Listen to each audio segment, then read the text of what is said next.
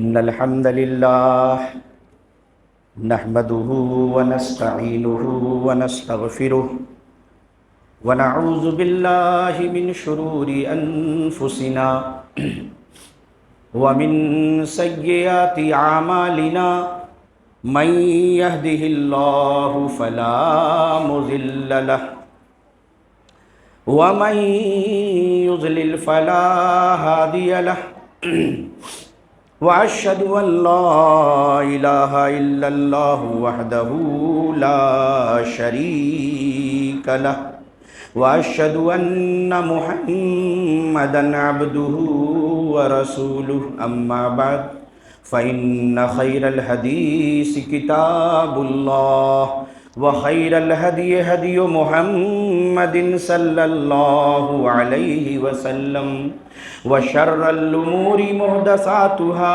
وكل محدثة بدعة وكل بدعة ضلالة وكل ضلالة في النار۔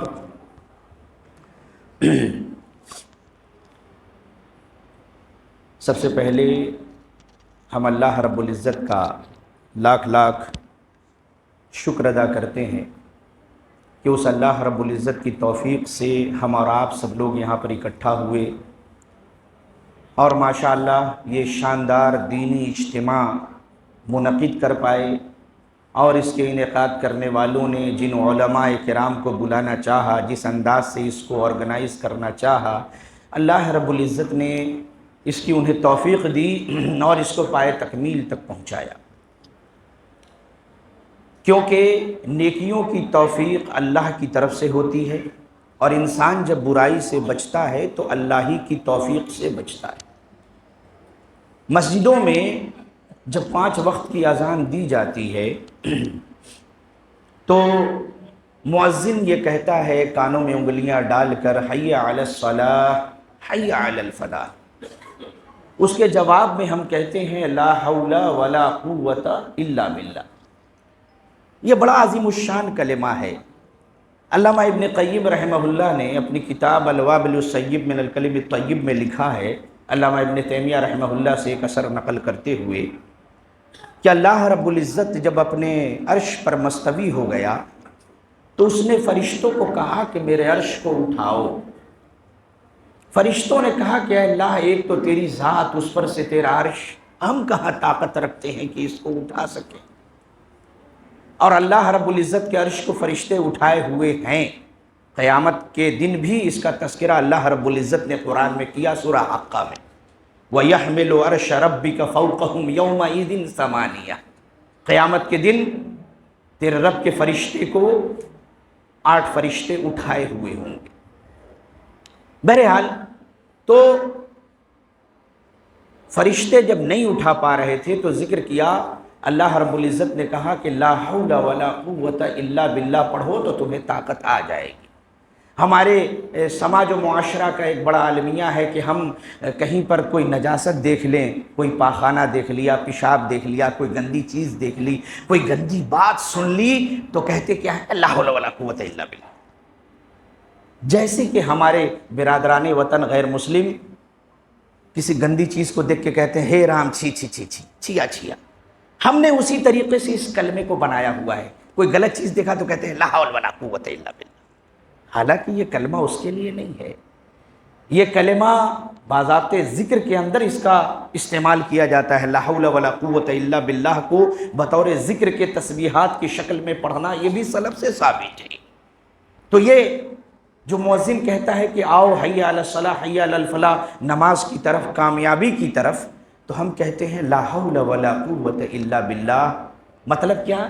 بقیہ کلمات کا تو ہم جواب دے دیتے ہیں، یعنی کہ جو مؤذن کہتا ہے اسی کو دہراتے ہیں، لیکن یہاں پر کیوں کہتے ہیں؟ کیونکہ مؤذن کہہ رہا ہوتا ہے آؤ نماز کی طرف، آؤ کامیابی کی طرف۔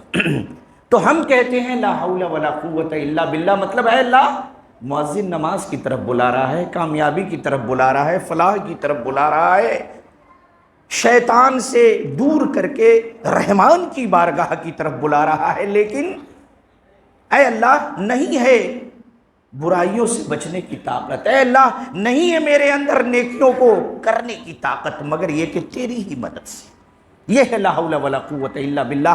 تو ہمیں سب سے پہلے اللہ رب العزت کا شکر ادا کرنا چاہیے کہ اس نے ہمیں یہاں پر اکٹھا کیا، اور اس کے بعد لاکھوں کروڑوں درود و سلام نازل ہوں اللہ کے رسول صلی اللہ علیہ وسلم پر، کہ جن کے اس کائنات میں تشریف لانے سے کفر و شرک کی تاریکیاں چھٹیں اور ہر چہار جانب توحید و ایمان کی کرنیں پھیل گئیں۔ معزز سامعین، جیسا کہ شیخ عبدالسلام صاحب نے کہا، عموماً جلسوں کے اندر پروگرامز میں چونکہ میرا لب و لہجہ تھوڑا اونچا ہوتا ہے، تھوڑا تیز آواز میں سامعین کو مخاطب کرتا ہوں، فطری انداز ہے، لیکن کل چک نصیر میں جمعہ کی نماز کے پڑھانے کے دوران کچھ طبیعت خراب ہو گئی، ٹھنڈ وغیرہ لگی ہوئی تھی، آواز بیٹھ گئی، لیکن اللہ کا فضل و کرم ہے، میں نے ان کو کال کیا کہ میں پروگرام میں شریک نہیں ہو سکتا کیونکہ میری طبیعت خراب ہے۔ میں اگلے شخص کو مطلب بالکل ایک بالشت ایک بتے کے دوری پہ شخص کو اپنی بات تک نہیں پہنچا پا رہا تھا۔ انہوں نے دعا دی، کہا کہ شیخ آ جائیے، صرف آ جائیے، لیکن اللہ کا کرنا ایسا ہوا، کچھ دوا پانی کر کے دعائیں کر کے اس لائق ہوا کہ آپ کے سامنے دو چار باتیں کر سکوں، لہٰذا بہت ہی دھیمے انداز میں آپ کے سامنے کچھ باتیں بیان کر دینا چاہتا ہوں۔ میرے بھائی، سب سے اہم چیز کیا ہے، آپ غور سے سنیں، یہ دینی جلسہ، دینی پروگرام، اس کا انعقاد کیا جا رہا ہے، مقصد کیا ہے؟ اس کا مقصد صرف اور صرف یہ ہے کہ ہم اللہ سے ڈرنے والے بندے بن جائیں۔ ہماری جو مائیں بہنیں ہیں وہ پروگرام میں شریک اس لیے ہو رہی ہیں تاکہ اللہ اور اس کے رسول کی دینی باتیں سن کر کے اللہ سے ڈرنے والیاں وہ بن جائیں۔ لیکن بڑے ہی افسوس کے ساتھ یہ کہنا پڑتا ہے کہ یہ دینی پروگرام، یہ جلسے، علماء کو بلانا، کوئی مولوی صاحب اسکارپیو سے آ رہے ہیں، کوئی بولیرو سے آ رہے ہیں، دور دراز کا سفر ہے، کوئی ہوائی جہاز سے آ رہے ہیں، مسجد کے اندر لاکھوں کروڑوں روپے کا خرچ ہے۔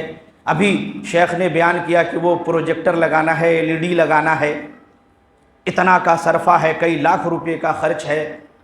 میرے بھائی، یہ ساری چیزیں کس لیے ہیں؟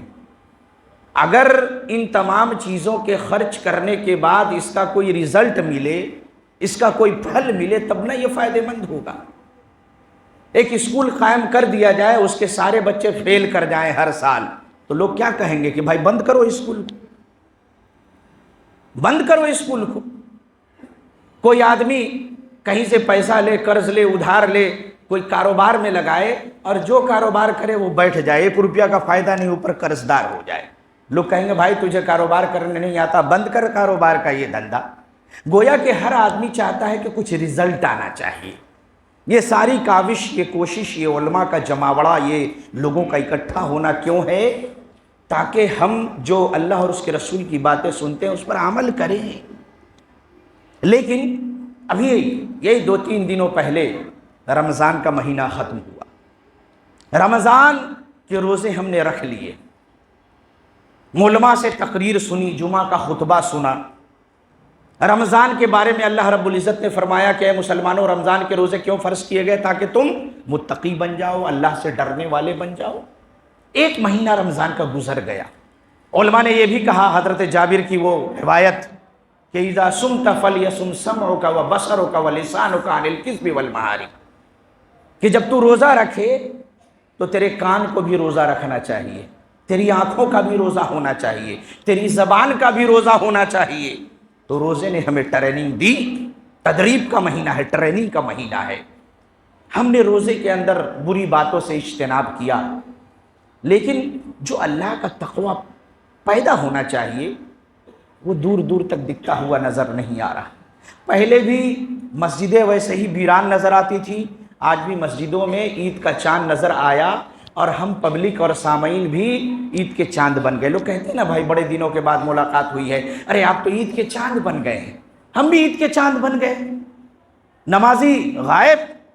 اور ابھی واٹس ایپ پہ کسی نے چھوٹا سا ایک تصویر شیئر کی، امام صاحب کے پیچھے 2-3 لوگ کھڑے ہیں، کہا کہ جو مہمان تھے غائب ہو گئے، گھر والے صرف موجود ہیں۔ اب مطلب مہمان تھے ہم لوگ گویا کہ مسجدوں میں اللہ کے، غائب ہو گئے۔ میرے بھائی، ان دینی پروگرام اور کا مقصد کیا ہے کہ اللہ کا تقوی ہمارے دلوں میں ہو، اللہ اور اس کے رسول کی جو باتیں کی جائیں وہ ہمارے دلوں پہ اثر کریں۔ بخاری کی روایت ہے، حضرت حنظلہ رضی اللہ عنہ صحابی ہیں، اللہ کے رسول کی مجلس سے اٹھتے ہیں، اٹھ کے اپنے گھر جاتے ہیں، بال بچوں کے بیچ میں رونے لگتے ہیں کہ ہماری جو کیفیت تھی اللہ کے رسول کی مجلس میں اب نہیں ہے۔ میں تو بال بچوں کے درمیان ہنس رہا ہوں، کھیل رہا ہوں، مذاق کر رہا ہوں، میں تو منافق ہو گیا۔ روتے ہوئے نکلے، حضرت ابوبکر صدیق رضی اللہ عنہ سے ملاقات ہو گئی۔ کہا کیوں روتے ہو؟ کہا کہ میں تو منافق ہو گیا، نبی کے بارگاہ میں، نبی کی مجلس میں کچھ اور کیفیت تھی ایمان کی، اب بالکل اور ہے۔ کہا کہ تب تو میں بھی منافق ہو گیا۔ آئے روتے ہوئے اللہ کے رسول صلی اللہ علیہ وسلم کی بارگاہ میں، آپ صلی اللہ علیہ وسلم کی مجلس میں۔ ربی نے پوچھا کیا معاملہ ہے؟ کہا کہ ایسا ایسا معاملہ ہے۔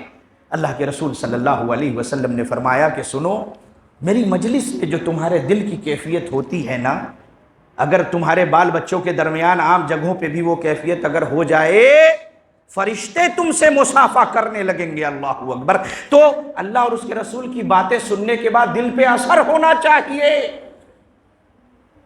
لیکن یہ بات دیکھنے میں آ رہی ہے کہ ہمارے دلوں پہ اس کا کوئی اثر نہیں ہے۔ بطور مثال، برا نہ مانا جائے، ورنہ لوگ کہتے ہیں کہ مولوی صاحب کے پاس کیا ہے، بس داڑھی ٹوپی کرتا پجامہ ٹکنا۔ نہیں میرے بھائی، اسلام ظاہر پسند ہے، اسلام ظاہر پہ حکم لگاتا ہے۔ ہم میں سے بہت سارے لوگ داڑھی مونڈتے تھے، آج بھی داڑھی مونڈتے ہیں۔ آپ حدیث پڑھیں گے جن کی داڑھی آئی ہوئی ہے، اللہ کے رسول صلی اللہ علیہ وسلم کے بارے میں صحابہ کہتے ہیں کہ کان رسول اللہ صلی اللہ علیہ وسلم یحلل لحیتہ، آپ اپنی داڑھی میں پانی ڈال کر داڑھی کا خلال کرتے تھے۔ اللہ نے داڑھی دی ہے، یا تو ہم مونڈ دیے اس کو، یا اتنا چھوٹا چھوٹا رکھے کہ خلال ہی نہیں کر پا رہے۔ کتنے افسوس کی بات ہے کہ وضو کر کے اتنی بڑی سنت سے ہم محروم ہیں۔ استغفر اللہ۔ ہم میں سے کوئی شخص ٹخنے کے نیچے کپڑا لٹکاتا تھا، آج بھی لٹکاتا ہے۔ سود کا کام کرتا تھا، سود لین دین کرتا تھا، آج بھی کرتا ہے۔ جوا کھیلتا تھا، رمضان کے بعد بھی جوا کھیل رہا ہے۔ رمضان کے احترام میں داڑھی اڑی چھوڑ دیا تھا، جیسے چاند نظر آیا محلے کے سب سے بہترین سیلون میں جا کے ٹھاٹ سے بیٹھ کے ایک دم اچھا مل گیا بہترین، وہ خوب بڑوا اڑوا کے داڑھی، عید کی نمازیں موجود ہے کہ اللہ تعالیٰ خوش ہوگا کہ میرا بندہ جو ہے ایک دم چکنا ہو کے آیا ہے۔ یہ ہماری صورتحال ہے۔ اگر ہماری مائیں بہنیں بیٹیاں رمضان سے پہلے بے پردہ تھیں تو آج بھی بے پردہ ہے۔ مسلم گاؤں میں دیکھ لیجئے، آپ ہی کے علاقے محلے کے ہیں، مسلمانوں کی بچیاں مارکیٹ ہاٹ بازار جا رہی ہیں، نہ سر پہ دوپٹہ، نہ سینے پر صحیح سے کپڑا، برقع ندارت، چادر بھی ندارت۔ یہ ہمارا معاملہ ہے، اور ہم دینی پروگرام میں آ رہے ہیں، صدقہ کر رہے ہیں، نیکی میں پیسہ دے رہے ہیں، روزے رکھ رہے ہیں کہ اللہ ہم سے راضی ہو جائے۔ میرے بھائی، ہم نے تو اپنے حالت یہ بنا رکھی ہے کہ اللہ اور اس کے رسول کی باتیں ہمارے اوپر اثر نہیں کرتی، بالکل نہیں کر رہی ہیں۔ دیکھنے میں یہی آ رہا ہے، کیا عالم اور کیا عامی، کسی بھی شخص کے اندر کوئی تبدیلی رونما نہیں ہو پا رہی ہے۔ اللہ اللہ خیر صلی اللہ اگر کسی کے اندر ہو جائے تو وجہ کبھی غور کیا ہے؟ غور کرنے پر یہ پتہ چلتا ہے کہ اللہ کے رسول صلی اللہ علیہ وسلم کی ایک صحیح حدیث بخاری کی، آپ نے فرمایا الا ان فی الجسد مضغہ، اے لوگو سنو، اے لوگو سنو، انسان کے جسم میں گوشت کا ایک لوتھڑا ہے، گوشت کا ایک ٹکڑا ہے۔ وَإِذَا صَلَحَتْ صَلَحَ الْجَسَدُ كُلُّهُ وَإِذَا فَسَدَتْ فَسَدَ الْجَسَدُ كُلُّهُ، اگر وہ ٹکڑا صحیح رہا پورا جسم صحیح رہے گا، اگر وہ ٹکڑا خراب ہو گیا تو پورا جسم خراب ہو جائے گا۔ الا وَهِيَ الْقَلْبُ، سن لو کہ وہ دل ہے۔ سائنس کے روشنی میں آپ دیکھیے، انسان کو دل کا دورہ پڑتا ہے، کیوں؟ کیونکہ دل پہ چربی جم جاتی ہے، کولیسٹرول، اور دل کا سسٹم ہے ماشاءاللہ۔ یہاں پر ڈاکٹر اور طب کے لائن کے بھی لوگ موجود ہیں۔ یہ جو دل دھڑکتا ہے نا، اس کو طبی انداز میں کیا کہتے ہیں؟ سسٹول اور ڈائسٹول کا سسٹم ہے۔ خون نچوڑ کر کے شریانوں میں، رگوں کے اندر میں یہ دل بھیجتا ہے۔ اگر یہ دل جسم کے اندر خون بھیجنا بند کر دے تو سسٹم ٹھپ، انسان مردہ مانا جائے گا۔ دل کی دھڑکن جب تک ہے تو اس کو زندہ تسلیم کیا جائے گا، دل کی دھڑکن بند تو طبی اعتبار سے، میڈیکل سائنس کے اعتبار سے وہ مردہ ہے۔ گرچہ مرنے کے بعد بھی اس کو ڈائلیسس پہ رکھے رہو، مردہ ہے۔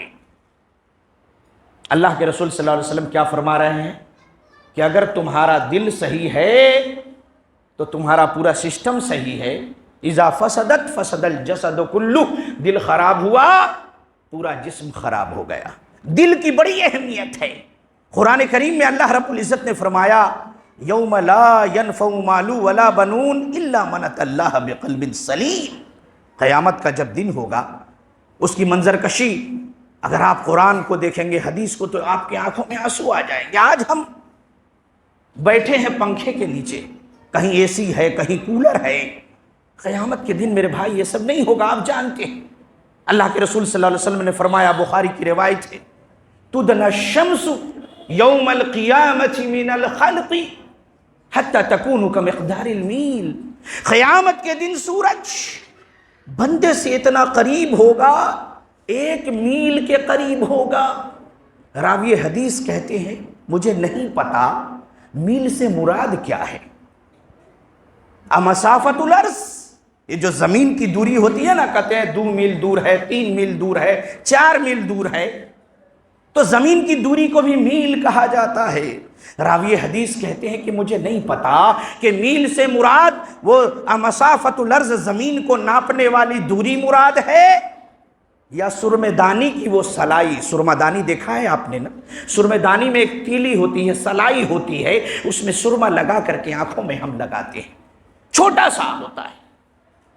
راوی حدیث کہتے ہیں کہ مجھے نہیں پتا کہ کہیں اس سے مراد وہ سرمے دانے والی سلائی تو نہیں، التی تکتحل بہ العین، کہ جس کے ذریعے آنکھوں میں سرمہ لگاتے ہیں۔ اللہ اکبر۔ سورج اتنے قریب ہوگا، فَيَكُونُ النَّاسُ عَلَى قَدْرِ أَعْمَالِهِمْ فِي الْأَرَقِ۔ حدیث میں ذکر ہے کہ لوگ اپنے اعمال کے بقدر اپنے پسینے میں غرق ہوں گے۔ کسی کا پسینہ اس کے ٹخنے تک ہوگا، کسی کا پسینہ اس کے گھٹنے تک ہوگا، کسی کا پسینہ اس کے مونڈھے تک ہوگا۔ بعض کو پسینے نے لگام دی ہوگی، قبر سے اٹھائے جائیں گے۔ آج بہترین کپڑے میں سارے لوگ یہاں پر موجود ہیں، جس کو جو میسر ہے وہ اچھا کپڑا پہن کر کے آیا ہے۔ قیامت کا معاملہ صحیحین کی حدیثوں میں موجود، یحشر الناس یوم القیامت حفاۃ عراۃ غرلا، مرد یا عورت سب قیامت کے دن قبر سے کیسے اٹھائے جائیں گے؟ نام، ننگے پیر، ننگے بدن، مادرزاد برہنہ اور بغیر ختنہ کیے ہوئے۔ اما عائشہ کے سامنے جب یہ حدیث آئی تو انہوں نے پوچھا، مسلم کی روایت ہے، اللہ کے رسول کیا ہم عورتیں بھی ننگی ہوں گی؟ آپ صلی اللہ علیہ وسلم نے فرمایا کہ ہاں عائشہ، عورتیں بھی ننگی ہوں گی۔ کہا کہ ہم عورتیں تو شرم کے مارے مر جائیں گی۔ اللہ کے رسول صلی اللہ علیہ وسلم نے فرمایا الامر اشد من ان یحمهم الى ذلك، اے عائشہ معاملہ اتنا سنگین ہوگا کہ کسی کو اس کی طرف دیکھنے کی حاجت نہ ہوگی کہ کون ننگا ہے، کون کپڑا پہنے ہوا ہے۔ وہ منظر قیامت کا کامیاب کون ہوگا؟ اللہ کہہ رہا ہے، رب کا قرآن کہہ رہا ہے یوم لا ینفع مال ولا بنون، کہ جس دن قیامت کے دن نہ مال کام آئے گا، نہ اولاد کام آئے گی، الا من اتى اللہ بقلب سلیم۔ کامیاب کون ہوگا؟ جو قلب سلیم لے کر کے آئے گا، نیروگ دل لے کر کے آئے گا، جس دل کے اندر میں شرک نہ ہوگا، بدعت نہ ہوگی، جس دل کے اندر میں کینہ نہ ہوگا، بغض نہ ہوگا، اس کا دل اللہ اور اس کے رسول کی محبت سے معمور ہوگا، وہ دل والا شخص قیامت کے دن کامیاب ہوگا۔ میرے بھائی، دل کا معاملہ ہی پورے انسان کے جسم کے سسٹم کی گواہی دیتا ہے، جیسا کہ حدیث میں بتایا گیا۔ اب سوال بہت بڑا یہ پیدا ہوتا ہے جو میں کہہ کے اپنی گفتگو ختم کروں گا۔ اللہ کی توفیق سے میں نے نہیں سوچا تھا کہ اتنی دیر بھی بول سکوں گا، لیکن اللہ کی توفیق ہے بول رہا ہوں۔ تو میں یہ کہنا چاہ رہا ہوں کہ آخر ہم غور کریں کہ آخر یہ قرآن حدیث کی باتیں اتنے بڑے عالم دین شیخ ثناء اللہ مدنی صاحب حفظہ اللہ، اور کبھی کسی پروگرام میں شیخ عبدالغفار صاحب، مولانا جرجی صاحب، مولانا عبدالحسیب مدنی اور مولانا فلاں بڑے بڑے علماء کو لوگ بلا رہے ہیں۔ کاملی صاحب نے تقریر کیسی کی، بڑی اچھی کی، مزہ آ گیا، مزہ آ گیا۔ کیا تقریر تھی بھائی! لوگ آگے تقریر کے بعد مصافحہ کرتے ہیں، مولانا بڑا اچھا بیان تھا۔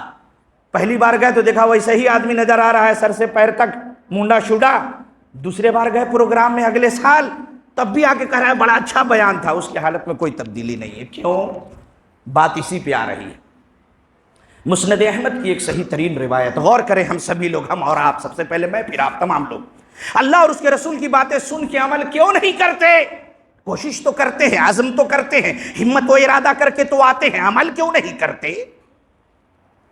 آپ صلی اللہ علیہ وسلم نے بتایا، فرمایا، مسند احمد کی صحیح روایت، ان المؤمن اذا اذنب، جب بندہ مومن گناہ کرتا ہے، کہیں چھوٹا ہی گناہ کیوں نہ ہو، جب گناہ کرتا ہے، عام ہے اذنب، کانت نقطۃ سوداء فی قلبہ، تو اس کے دل کے اوپر میں ایک سیاہ نقطہ، ایک کالا دھبا پڑ جاتا ہے۔ دیکھیں یہ دیوار سفید ہے، اس دیوار پہ اگر آپ روزانہ 10-15 بار ایک کالا کالا نشان ڈالتے جائیں تو ایک وقت آئے گا کہ یہ پوری دیوار سیاہ ہو جائے گی، بلیک ہو جائے گی، کالی ہو جائے گی۔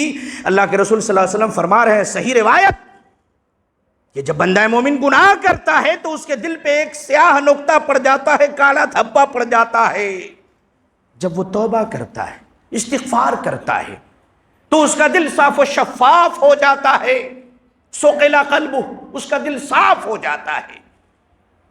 لیکن اگر وہ بار بار اس گناہ کو کرتا ہے، فَإِن زَادَ زَادَ، بار بار گناہ کرتا ہے، دلوں کی وہ سیاہی بڑھتی چلی جاتی ہے، یہاں تک کہ اس کا پورا دل سیاہ ہو جاتا ہے۔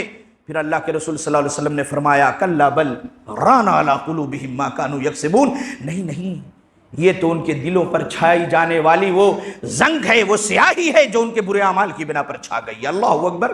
تو انسان اللہ اور اس کے رسول کی بات سن کے عمل کیوں نہیں کرتا؟ کیونکہ اس کا دل کالا ہو جاتا ہے، سیاہ ہو گیا۔ معاملہ اتنا ہی پہ نہیں ہے، دل سیاہ ہو گیا۔ اب دیکھیں، جو گناہ ہم ظاہری طور پر کرتے ہیں، جھوٹ بولتے تھے بول رہے ہیں، چغلی کرتے تھے ڈیلی کر رہے ہیں، غیبت کرتے تھے کر رہے ہیں، داڑھی موڑتے تھے موڑ رہے ہیں۔ آپ کہیں گے بار بار مولوی صاحب داڑھی کا ذکر، ہاں، اگر اسلامی شریعت ہو، داڑھی مڑے ہوئے شخص کی گواہی نہیں مانی جائے گی۔ ابھی رمضان تھا نا، عید آئی نا، 2 آدمی آ کے گواہی دے کہ ہاں ہم چاند دیکھ لیا ہے مولوی صاحب، اگر داڑھی مڑا ہوا ہو اس کی گواہی نہیں قبول ہوگی۔ جاؤ 200 داڑھی منڈے جمع ہو جائیں، قاضی کیا کہے گا؟ نہیں مانیں گے، بھاگو، اسی گواہی قبول نہیں، روایت قبول نہیں ہے۔ اسلام ظاہر پسند ہے، دل میں کیا تقوی ہے وہ اللہ جانتا ہے، اسلام ظاہر پہ حکم لگاتا ہے۔ آپ بولو کہ ٹہنے کے نیچے کپڑا، ارے بھائی حضرت عمر فاروق رضی اللہ عنہ کا نام سنا ہے نا، بہت بڑے خلیفہ تھے، امیر المومنین۔ دشمن نے خنجر مار دیا نماز میں، دشمن نے فجر کی نماز میں غالباً خنجر مار دیا، روح نکلنے والی ہے، لوگ آ رہے ہیں دوڑ دوڑ کے دیکھنے کے لیے، ہائے ہائے امیر المومنین کو کسی نے قتل کر دیا، روح نکلنے والی ہے، آخری ٹائم چل رہا ہے۔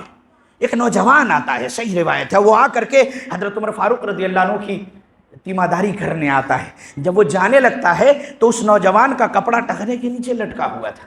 حضرت عمر فاروق کہتے ہیں، یا عبداللہ تعال، اے اللہ کے بندے ادھر آ، تیرا کپڑا ٹخنے کے نیچے لٹکا ہوا، اس کو اوپر کر، اللہ اکبر، روح نکلنے والی ہے۔ لیکن یہ معاملہ اتنا سنگین ہے کہ اس عالم میں بھی کہہ رہے ہیں کپڑا اوپر کر، یہ نہیں ہماری طرح روح نکل رہی ہے، بوا کو بلا دا، ہماری بیٹی فلانی جگہ ہے وہ کو بلا دا، خاندان رشتہ دار کو جمع کر دو، نہیں، روح نکلنے کے وقت بھی اللہ کی شریعت اور اس کے دین اور نبی کے سنت کی پاسداری دیکھیے۔ معاملہ بڑا اہم ہے۔ جو شخص نیچے لٹکاتا ہے کپڑا، بغیر تکبر کے بھی لٹکائے، اللہ کی رحمت سے دور ہو جاتا ہے۔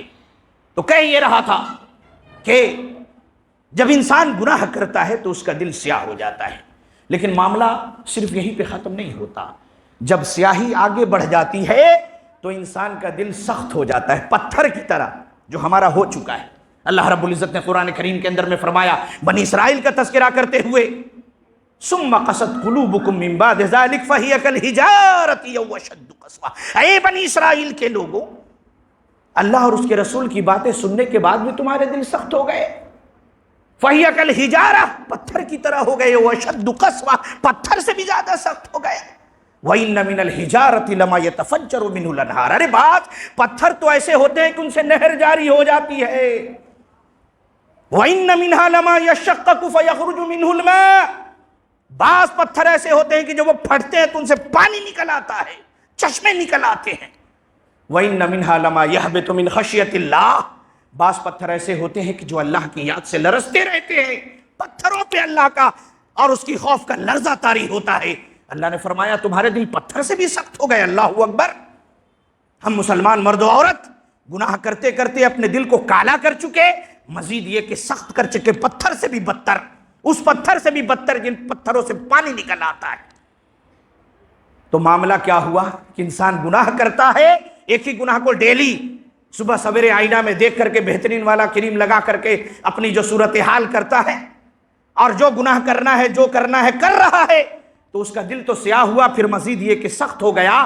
لیکن یہیں پہ بس نہیں ہے، آگے اللہ نے فرمایا افلم یسیروا فی الارض، کیا یہ لوگ زمین میں گھوم پھر کر کے ان علاقوں کو، ان کھنڈرات کو، ان ویرانات کو، ان مقامات کو نہیں دیکھتے جہاں ہمارا عذاب آیا تھا؟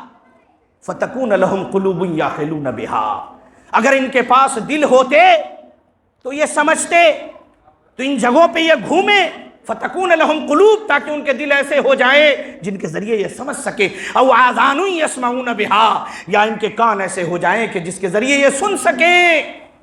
پھر آگے اللہ نے فرمایا فَإِنَّهَا لَا تَعْمَى الْأَبْصَارُ، اے نبی یہ آنکھوں کے اندھے نہیں ہیں، وَلَكِنْ تَعْمَى الْقُلُوبُ الَّتِي فِي الصُّدُورِ، بلکہ یہ دلوں کے اندھے ہیں جو ان کے سینوں کے اندر موجود ہے۔ میرے بھائی، جب انسان کا دل اندھا ہو جائے تو بڑے بڑے علماء جائیں، تقریر ہو جائے، کوئی فرق نہیں پڑتا۔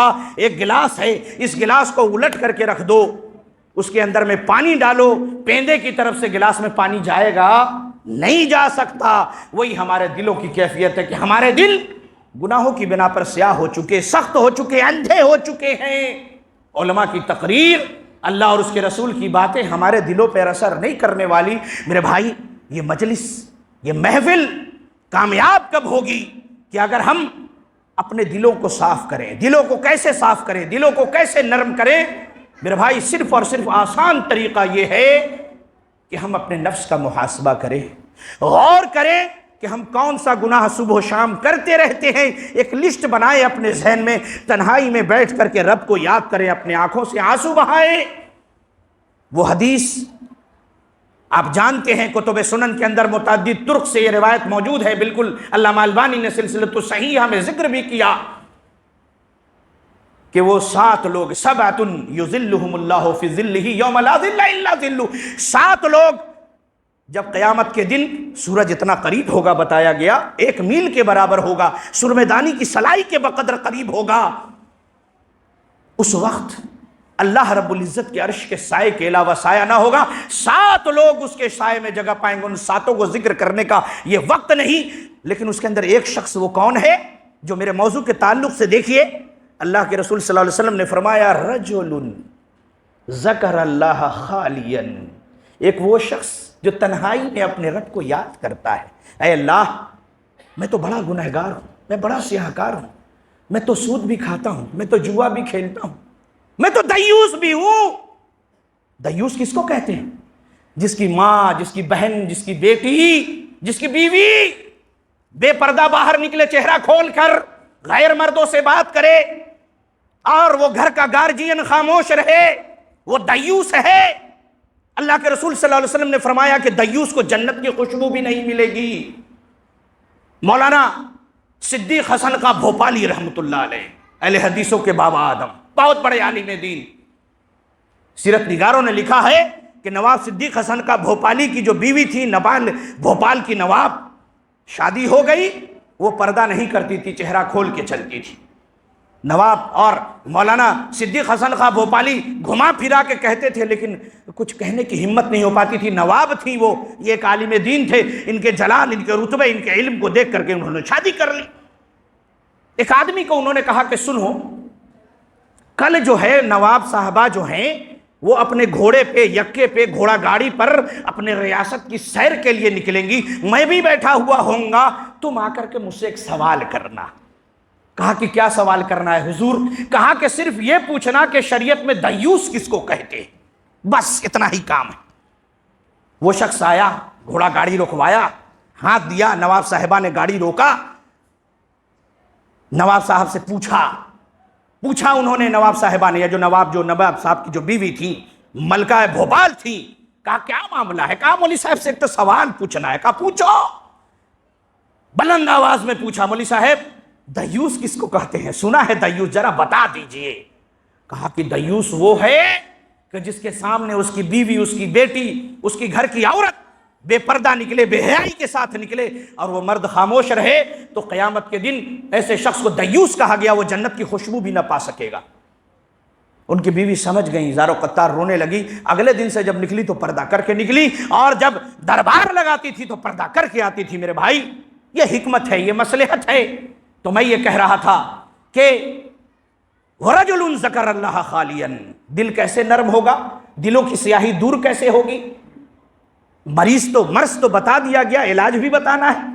تو آدمی تنہائی میں بیٹھے، رجل ذکر اللہ خالیا، تنہائی میں بیٹھ کے اللہ کو یاد کرتا ہے، اپنے گناہوں کو، اے اللہ میں یہ گناہ کرتا ہوں، یہ گناہ کرتا ہوں، یہ گناہ کرتا ہوں، پشیمان ہو جائے، نادم ہو جائے اپنے گناہ پر، اس کی آنکھوں سے آنسو جاری ہو جائے، تو عرش الہی کے سائے میں انشاءاللہ قیامت کے دن جگہ پائے گا۔ ہم اللہ سے دعا کرتے ہیں اللہ تبارک و تعالی ہمارے دل کو بھی ایسا بنا دے، ہماری آنکھوں کو ایسا بنا دے کہ ہم تنہائی میں بیٹھ کر اپنے رب کو یاد کریں، اپنے آنکھوں سے آنسو گرائیں، تاکہ ہم یہ عزم کر کے اٹھے، اے اللہ کل سے میں فلاں گناہ کو تو ضرور چھوڑ دوں گا۔ اگر ایک ایک کر کے ہم نے گناہوں کو ترک کرنا شروع کر دیا، انشاءاللہ ایک وقت آئے گا کہ ہم سارے گناہوں کو ترک کر دیں گے۔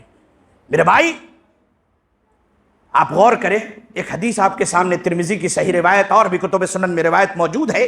اللہ کے رسول صلی اللہ علیہ وسلم نے فرمایا، عینان، دو آنکھیں ایسی ہیں، دو آنکھیں ایسی ہیں، لا تمسہم النار ابدا، کہ جن دو آنکھوں کو قیامت میں یعنی جہنم کی آگ چھوئے گی بھی نہیں۔ عینان لا تمسہم النار ابدا، دو آنکھیں ایسی ہیں کہ جس کو جہنم کی آگ نہیں چھو سکتی۔ وہ دو آنکھیں کون؟ اللہ کے رسول صلی اللہ علیہ وسلم صادق المصدوق صلی اللہ علیہ وسلم نے فرمایا، عین بکت من خشیت اللہ، وہ آنکھ جو اللہ کی خشیت کی بنا پر آنسو بہائے، روئے، وہ آنکھ کبھی جہنم میں نہیں جائے گی۔ اگر ہم نے اللہ کی خشیت ہمارے اوپر طاری ہو، ہم اللہ کے خوف سے اپنے اعمال کا محاسبہ کر کے اگر تنہائی میں بیٹھ کر اللہ کا ذکر کرتے ہوئے اپنے آنکھوں سے آنسو جاری کرتے ہیں، تو میرے بھائی وہ آنکھ کبھی جہنم میں نہیں جائے گی۔ آنکھ جہنم میں نہیں جائے گی تو ہم کہاں سے جہنم میں جائیں گے؟ اور دوسرا شخص، عین تحرس باتت تحرس فی سبیل اللہ، وہ آنکھ جو اللہ کے راستے میں اللہ کے دین کے لیے لڑنے والوں کی پہرہ کرتے ہوئے رات آنکھوں میں کاٹ دے، گزر جائے، وہ شخص بھی جہنم میں نہیں جائے گا۔ اللہ رب العزت سے ہم دعا گو ہیں کہ یہ جو رمضان کا موسم گزرا، یہ مہینہ گزرا، یہ جو جلسہ، یہ جو پروگرام منعقد ہوا، اور ابھی شیوخ ہمارے شیخ فضیلت الشیخ ثناء اللہ مدنی حفظہ اللہ و تولیٰ بھی آئیں گے اور آپ کے سامنے دین کی باتیں پیش کریں گے۔ میرے بھائی ہمارا آنا، ان کا آنا، یہ علماء کا، یہاں کے لوگوں کا یہ پروگرام منعقد کرنا، یہ کامیاب کب ہوگا؟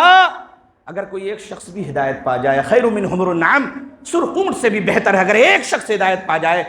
ہم اپنے نوجوانوں سے، نوجوان بھائیوں سے، اپنے بزرگوں سے اور اپنی پردہ نشین ماں اور بہنوں سے بھی میں مخاطب ہو کر کے یہ کہنا چاہتا ہوں بڑی ادب کے ساتھ کہ اگر ہماری مائیں بہنیں خاص طور پر اگر بے پردگی کرتی ہیں تو ترک کر دیں۔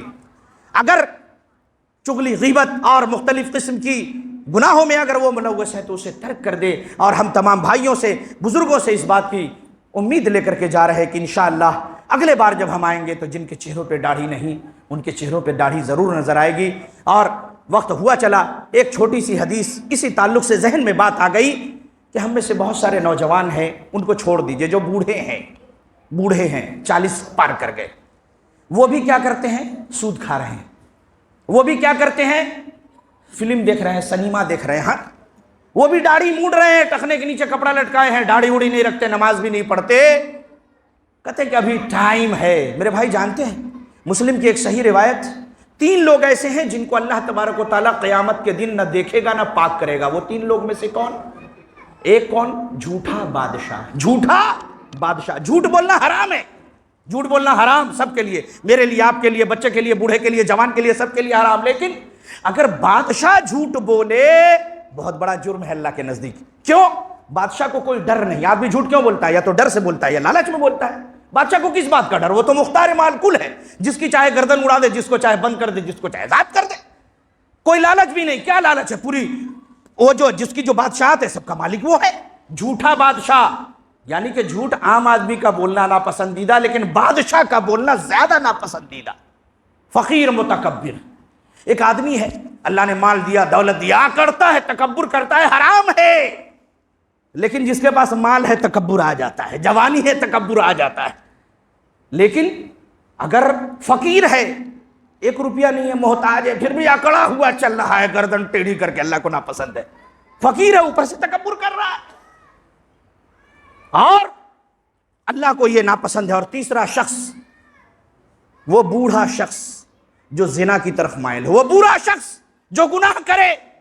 ایک آدمی جوانی میں نفس کے بہکاوے میں آ کے مسجد سے دور ہو جاتا ہے، گناہ کر بیٹھتا ہے، لیکن جب بڑھاپا آتا ہے لٹھیا ٹیک کے مسجد کی طرف رجوع کرتا ہے۔ لیکن بڑھاپے میں بھی اگر گناہ کی طرف مائل ہو، بڑھاپے میں بھی اپنے چہرے کو چکنا شکنا کر کے نہ جانے کیا بن کے دکھنا چاہتا ہو، اللہ کی قسم ایسے بوڑھے شخص کو اللہ سخت ناپسند کرتا ہے۔ جو جوانی میں تو اللہ کی نافرمانی کرتا رہا، بڑھاپے میں بھی اس پر قائم ہے، اللہ تعالیٰ قیامت کے دن لم ينظر اللہ الیہ یوم القیامہ ولا یزکیہم، نہ اللہ اس کو دیکھے گا نہ پاک کرے گا۔ لہذا اللہ رب العزت سے ہم دعا گو ہیں کہ اللہ تبارک و تعالیٰ ہم سب کو اپنے نبی پاک صلی اللہ علیہ وسلم کی سنتوں پہ، اس کی تعلیمات پہ چلنے کی ہمیں توفیق عنایت فرمائے۔ اور یہ جو پروگرام منعقد ہوا ہے، اس کے اندر جو تقریریں ہوں گی، جو باتیں ہوں گی، اس کے اثرات ہمارے دلوں پر مرتب ہوئے اللہ، تاکہ ہم اپنے گناہوں کو ترک کریں۔ اے اللہ ہمارے قلوب کو ایسا بنا دے، بنجڑ نہ بنا، پتھر والا نہ بنا، سخت نہ بنا، ہمارے دلوں کو نرم کر دے۔ ہمارے دل کی کیفیت وہ ہو جو حدیث میں موجود ہے کہ مومن کا دل اس زرخیز سرزمین کی طرح ہوتا ہے کہ جس پر پانی جب پڑتا ہے تو اس پر درخت نکلتے ہیں، پودے نکلتے ہیں، بوٹے نکلتے ہیں۔ اللہ ہمارے دلوں کو نرم بنا تاکہ اللہ اور اس کے رسول کی باتیں ہمارے سینے میں جذب ہو سکیں۔ اللہ تبارک و تعالیٰ سے ہم دعا گو ہے کہ اللہ تبارک و تعالیٰ آپ تمام لوگوں کا یہاں پہ آنا، ہمارا آنا، دین کی باتیں بیان کرنا، اللہ تبارک و تعالیٰ اس کو قبول کرے۔ اقول قولی ھذا واستغفر اللہ لی ولکم ولسائر المسلمین آمین، وآخر دعوانا ان الحمد للہ رب العالمین، والسلام علیکم ورحمۃ اللہ وبرکاتہ۔ اور تقریر کے اختتام میں یہی ایک بات کہ اللہ رب العزت کا لاکھ لاکھ شکر ہے کہ جتنی دیر بھی میں نے آپ کے سامنے اللہ اور اس کے رسول کی باتیں بیان کی، مجھے 1% بھی یقین نہیں تھا کہ میں بول پاؤں گا کل جو میری حالت تھی، لیکن شاید آپ لوگوں کا مجمع دیکھ کے اللہ نے وہ آواز دی اور اللہ نے وہ صحتیابی شاید کسی حد تک مجھے میسر کی کہ آپ کے سامنے میں نے دین کی باتیں بیان کی، اس امید پر کہ شاید آپ لوگ میری باتوں کو قبول کر لیں، سن لیں اور اس کے مطابق عمل کریں۔ انشاءاللہ عمل کریں گے نا؟ اگلے سال اگر آئیں گے ہم باجد پور میں تو بہت سارے لوگوں میں انشاءاللہ تبدیلیاں دکھیں گی نا؟ بولیے انشاءاللہ، انشاءاللہ۔ تب آپ لوگ انشاءاللہ نہیں بولتے، تبلیغی جماعت والے بولتے چلا لگاؤ، بولے مولوی صاحب جانا نہیں ہے، بہت کام، بولے ارے نام لکھا دو انشاءاللہ بول دو، دل میں ارادہ ہو یا نہ ہو، بغیر ارادہ کے انشاءاللہ نہیں بولنا ہے، ارادہ کرنا ہے پھر انشاءاللہ بولنا ہے۔ السلام علیکم ورحمۃ اللہ۔